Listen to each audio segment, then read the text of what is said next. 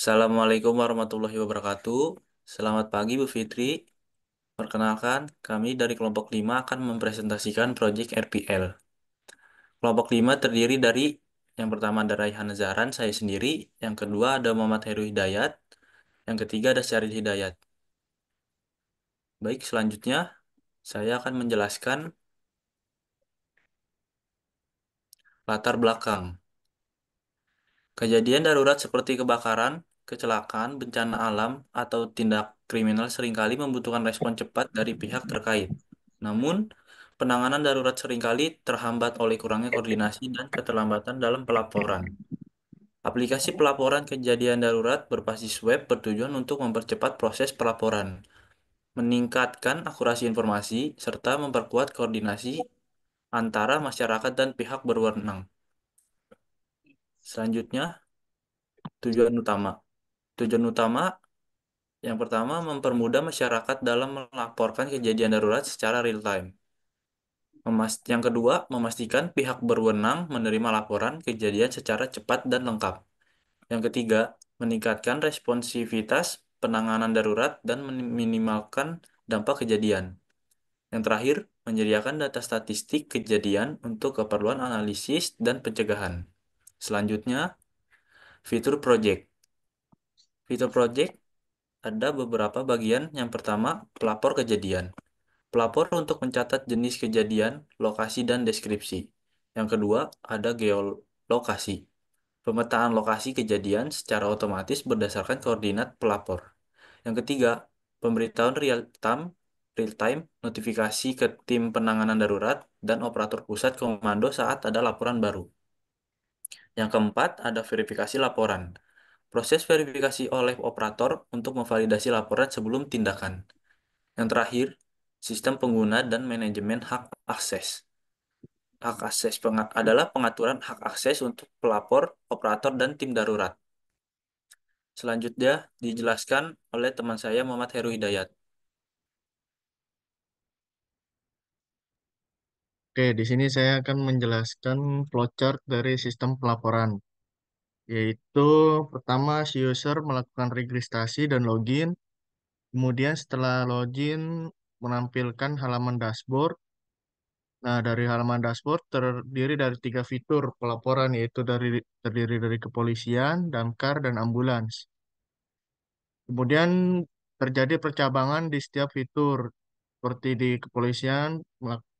Di situ ada untuk pelaporan kepolisian, misal tentang kecelakaan atau kejadian laka lantas atau kejadian pencurian.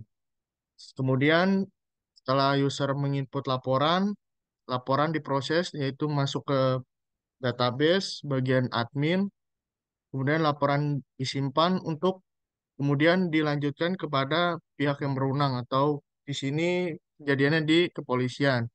Kemudian laporan selesai.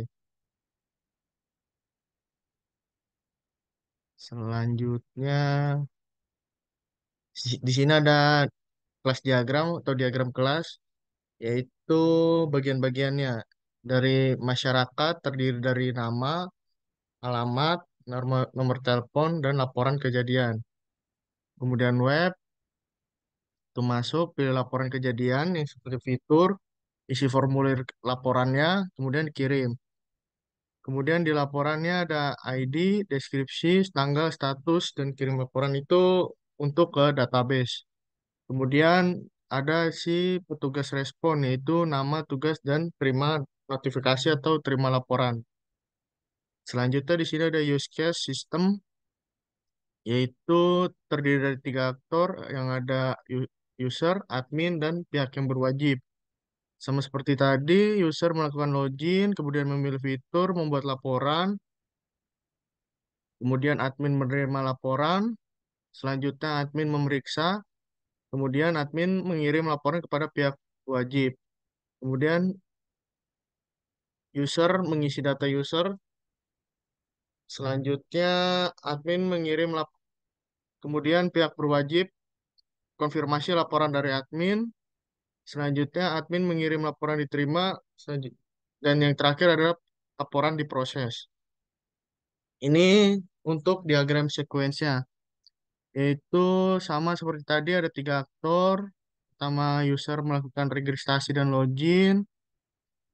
Dilanjutkan dengan menampilkan halaman dashboard pada web. Kemudian memilih fitur.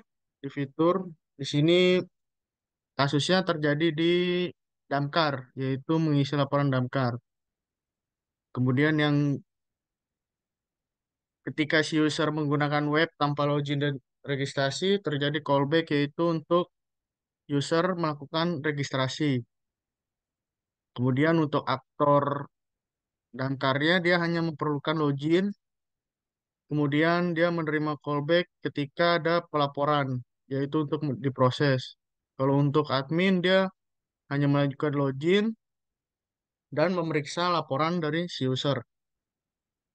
Selanjutnya untuk Syaril, Selanjutnya di sini ada desain UI. Di sini ada apa?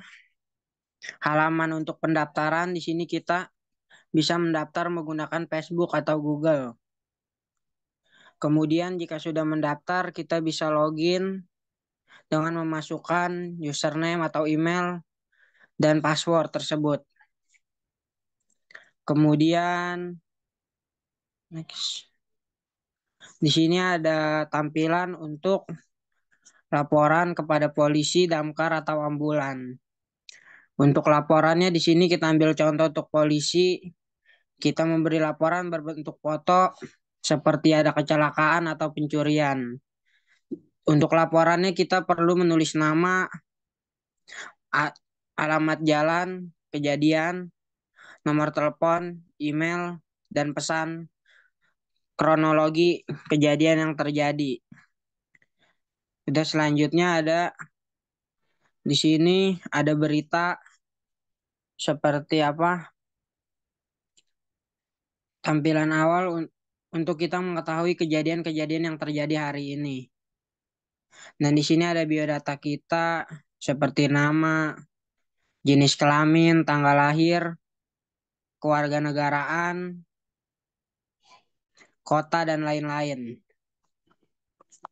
Kemudian spesifikasi fungsional. Yang pertama, autentikasi pengguna berupa fitur login dan registrasi yang aman untuk pengguna. Yang kedua, manajemen data. Manajemen data kemampuan untuk membuat, membaca, memperbarui, dan menghapus data sesuai kebutuhan proyek. Ketiga, komponen antarmuka pengguna. Desain UI yang konsisten sesuai dengan Figma termasuk halaman utama, login, dan dashboard. Yang keempat, interaksi sistem. Interaksi utama antara pengguna dan sistem, termasuk akses berbasis peran jika diperlukan. Yang kelima, implementasi fitur inti. Fitur utama seperti pengelolaan data, notifikasi, atau pembaruan real-time sesuai fokus project. Kemudian ada spesifikasi non-fungsional. Yang pertama, performa untuk memastikan waktu respon cepat dan penggunaan memori yang efisien.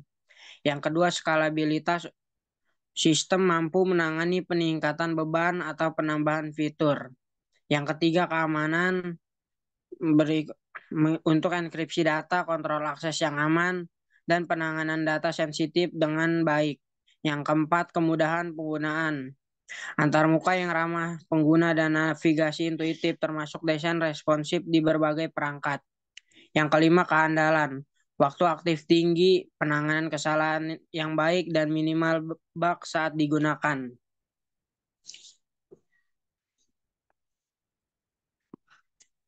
Selanjutnya, Baik, Rehan.